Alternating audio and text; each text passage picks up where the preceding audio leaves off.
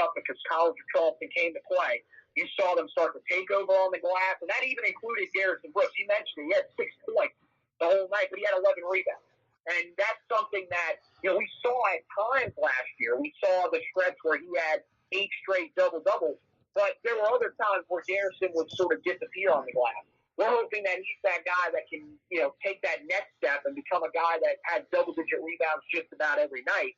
And, I think as a whole, the group is definitely showing you that there's a reason why we're asking you put the ball inside as often as you possibly can, because it's going to work.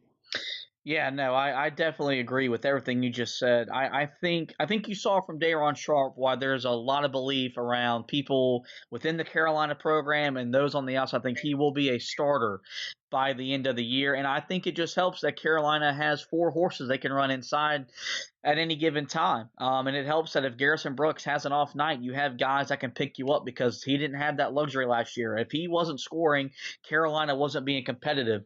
That does not appear to be the case this season. A couple more nuggets about the game before we get out of here. This got brought up on the Heel Tough Blog Facebook page, and there's a lot around Andrew Platek about the fact that, why is he even a role player?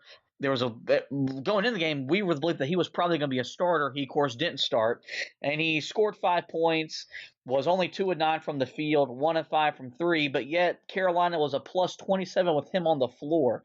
How much should we read into that with him being on the court and Carolina and he had the highest plus minus of any Tar Heel on the team Wednesday night? I mean, you can't ignore it. I mean, come on, dude. The guy's plus 27. Like, that's really, really good. I think he's kind of what he was last year.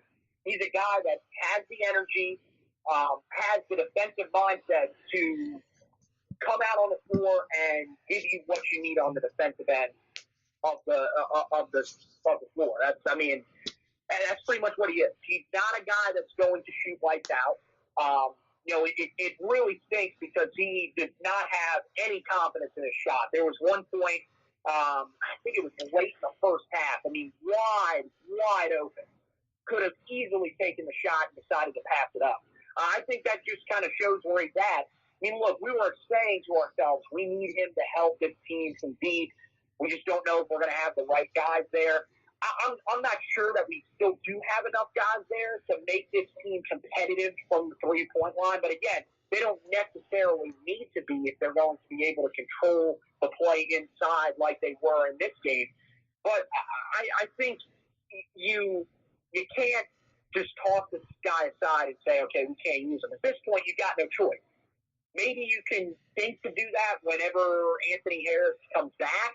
But that's just not going to happen. I mean, you've seen there's a reason why he has a role on the team. Everybody keeps asking, why is he playing? What's the obsession with him? Clearly, Roy sees something in practice or even in games that I guess we're just not seeing as to why he still has a big role, or the people that are criticizing aren't seeing. Because, again, I didn't think he was great on the offensive end. I think he's a guy that's got to be very careful with how and when he takes his shots, because you don't want to take a bad shot when you could have had a pretty decent possession offensively and end up ruining some of the momentum. But at the same time, I still think that you got to have him on the floor defensively. I mean, you saw what he did the other night on the defensive side, 2 steals. An overall fantastic defensive night. And the other thing that he did that I think, won't get as much coverage, but is key whenever he's in games, didn't turn the ball over. Last year, that was a big problem for him. When the ball was in his hand, he had trouble holding on to it. Any type of, if he had any sort of pressure on him, he was probably going to turn the ball over.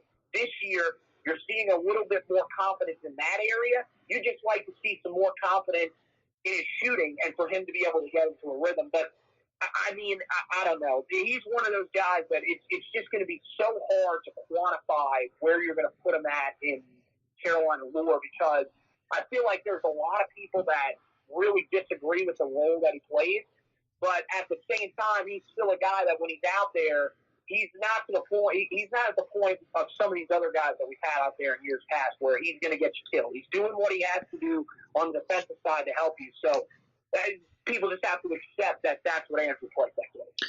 Yeah, I think you said it pretty eloquently that he's we've stressed all preseason that he's going to have a role on this team, whether you like it or not. And even though the fact he didn't shoot the ball great, you can't deny that Carolina was better the other night with him on the floor. So as long as that trend continues, Andrew Platek will see playing time, and he deserves to see playing time. Couple final stats we got here regarding the win over the College of Charleston. Carolina got 29 bench points, which was great. They scored 38 points in the paint. I mentioned the 21 points off of turnovers. I think that's good for this team because they're going to have to find ways, especially during the non-conference part of the season, as they're trying to find out who they are as a team. They're going to have to find different ways to generate offense, and points off turnovers is a great way to do that. Also, a great way to do that is second chance points. They grabbed 17 offensive rebounds. They converted that into 30 second chance points. I can't remember how many times last year they got offensive rebounds and just didn't score, and I came out here and yelled about that.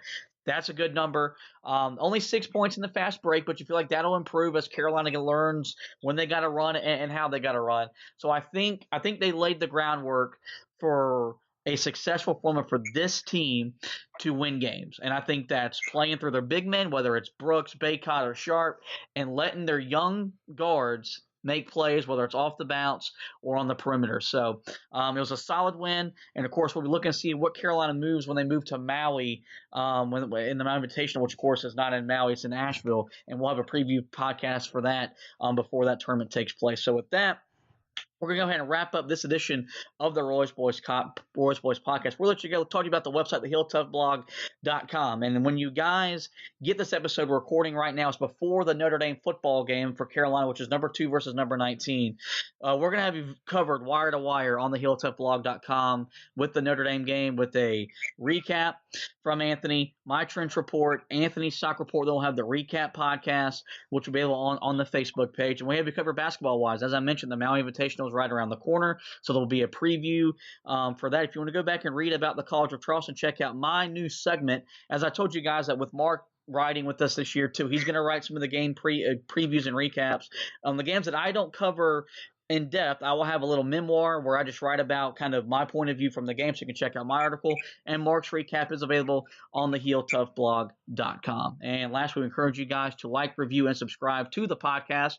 You can find us on every major podcast platform, most notably Spreaker, iTunes, iHeartRadio, Spotify, TuneIn, Google Podcasts. You can find us there. Give us a like, give us a review. That way our podcast can move up the boards, and guys, that people that haven't found the podcast can become members of the Roy Poise podcast family. And then, of course, we encourage you to subscribe, that way you get every episode in your podcast feed. Well, with that, thank Anthony for coming on, taking some time out of his Thanksgiving weekend to talk a little Carolina basketball. We thank you guys for listening, and as always, go Tar Heels.